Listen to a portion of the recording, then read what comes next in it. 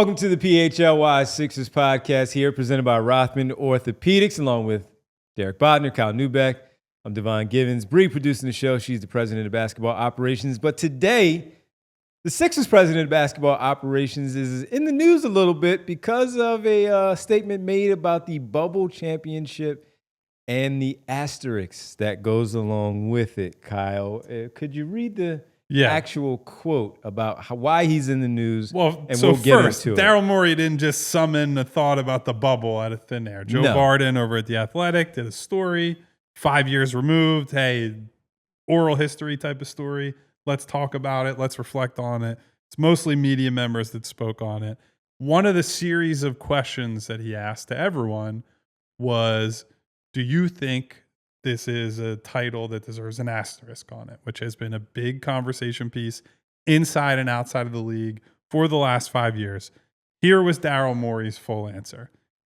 Had the Rockets won the title, I absolutely would have celebrated it as legitimate, knowing the immense effort and resilience required. Yet everyone I speak to around the league privately agrees it doesn't truly hold up as a genuine championship. Perhaps the lasting legacy of the NBA bubble is that the NBA should be proud of its leadership at the beginning and end of the pandemic, even though the champion will forever be marked by an asterisk. And so when this quote gets circulated on Wednesday, there was a ton of backlash because it was promoted as just him saying, everyone I speak to around the league privately agrees it doesn't truly hold up as a genuine championship. And the funniest part was the former Lakers assistant, Phil Handy, right, was an assistant on that team, said in a tweet, I bet he wouldn't have said that if Houston had won.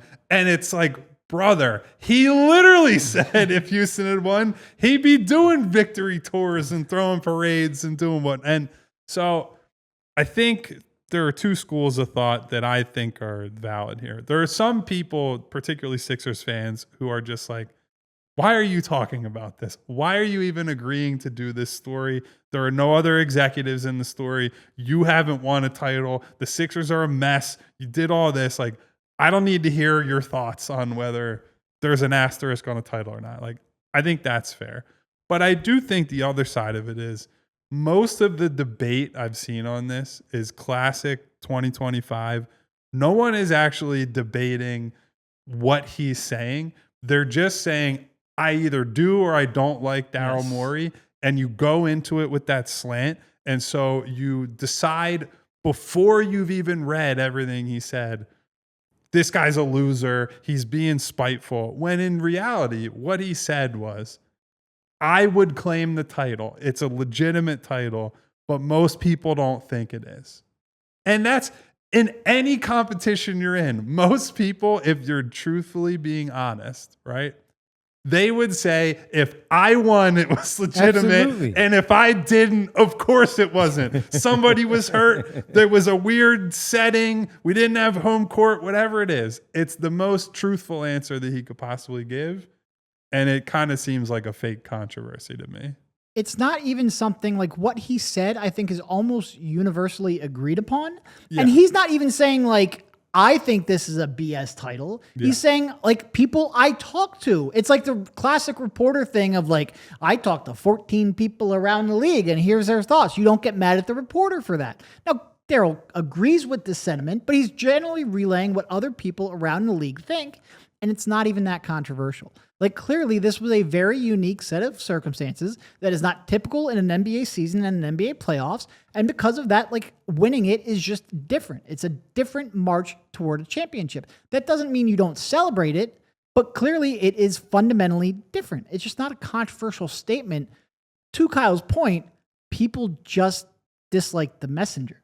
And when you haven't won something, and when you've disappointed people, and when you're a divisive figure in part because he hasn't won that championship, in part because he does like to do the media tour, in part because of his brace and analytics, in part because of the three-point revolution, it could be any combination of these things, but because of that, he can be a divisive figure and something that is generally accepted and generally agreed upon. When he says it, it's like, oh my God, shut up and win a title. All right, so I'll ask you guys then, since we are 5 years removed from it and it did happen, should there be an asterisk? I mean, you can't do an asterisk, but you can acknowledge the extenuating circumstances around it. If I'm talking to my friends who are Lakers fans, there is absolutely an asterisk because, Kyle's a needler. Everyone knows my role on the show. I'm the one who pokes the bear over and over again. But in general, it's like they all played on the same terms, right? Yes. Here's the funny part for me, though. If the Lakers had not won, that would be the fan base who would scream about the asterisk the most. And they would have justification to do so, right? That Lakers team was very good. They were 52-19, number one seed in the West going into the playoffs. So if you're in a normal season and assuming that holds, right? There's no reason to believe that they would have just like fallen off at the end of the year. They go into the Western Conference playoffs with home court advantage, have the Lakers fans behind them for the entire playoffs. You see who gets through the East. I don't think they had the outright best record, so they might not have had home court for the finals, depending on who would have emerged there. But if they don't win the title, of course they would have said there'd be an asterisk, because what they fought for and had earned was, we are the top dog in this conference. We have every game 7 in LA, potentially have home court in the finals. Like, you play all season for that, right? You don't gun it up in the regular season to get the number one seed for just no reason. It's because teams see real intrinsic value in that. And so when that gets taken away, if they had, for whatever reason, not won, they would have rightfully been able to say, yeah, this is bogus. This is bullshit. Like, I didn't bust my ass all season to go to Disney World, and then like we're playing in front of no fans, living in hotels. Of course it's different, but that's ultimately what I come to, right? It's not an asterisk because they all played on the same terms, right? They were all in the same lodging. They all were in the same environment, and some people dealt with it better than others the same way some guys deal with, the travel better than others, that deal with in the playoffs where it's every other day, and hey, you're going from city to city at certain points late in the series. So I don't believe in asterisks on championships.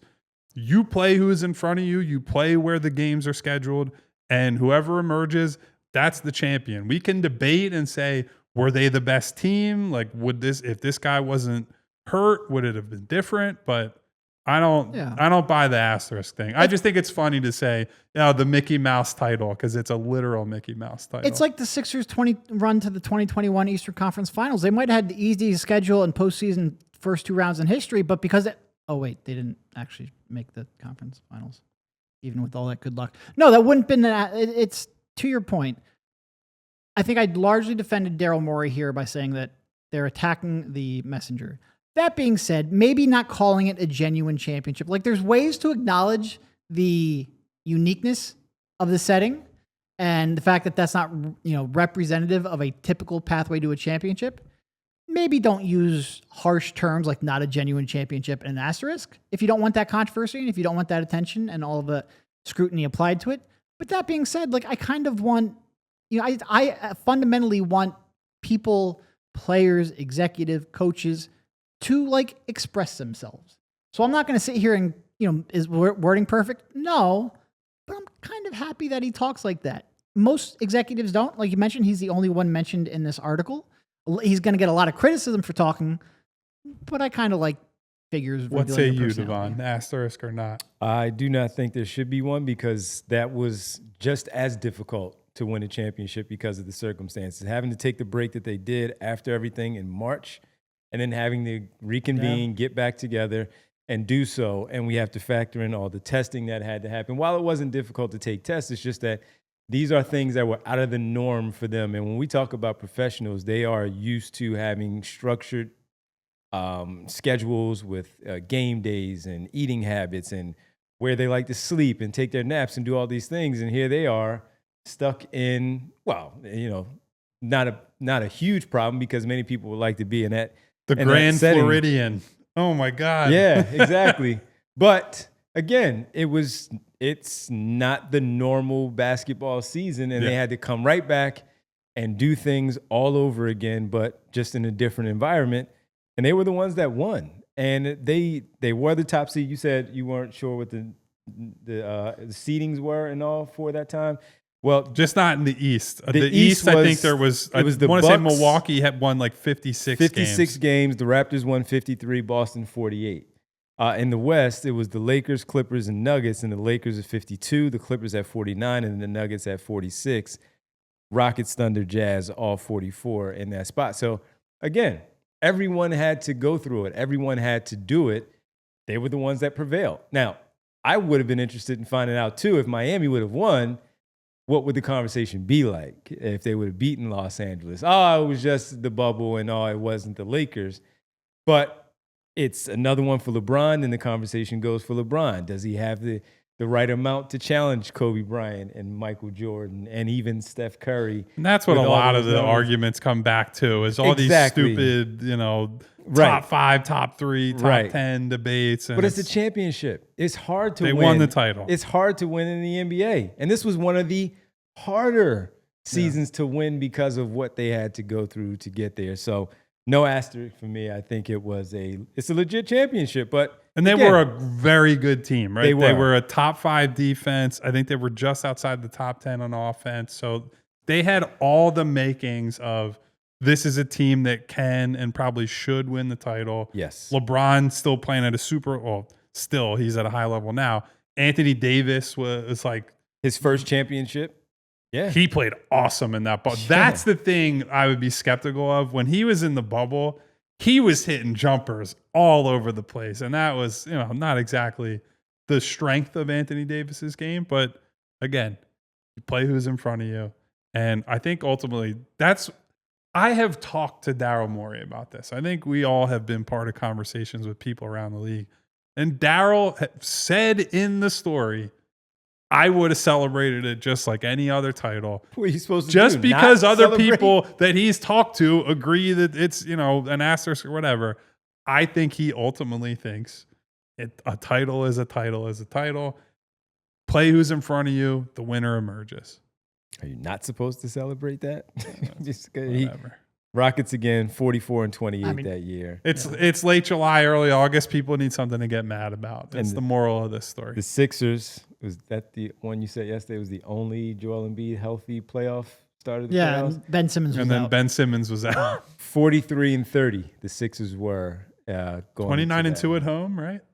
Something like that. On this one, it doesn't say, but yes, that was the year that they were fantastic at home. Yes, absolutely. So, just like your homie. Oh wait, no, that's not. All right, that's enough bubble talk. Yes, it is. All right, that'll do it for us here on the podcast, discussing Daryl Morey, the bubble, and unfortunately, the only healthy playoff run for Joel Embiid. Hopefully that changes this year for the Sixers and Sixer fans. We'll discuss that when we get there, but we appreciate you listening. Of course, this podcast was brought to you by our good friends from Rothman Orthopedic. Visit rothmanortho.com/PHLY to learn more and make your appointment today. We appreciate Bree. For Derek and Kyle, I'm Devon. We'll talk to you next time here on the PHLY Sixers podcast.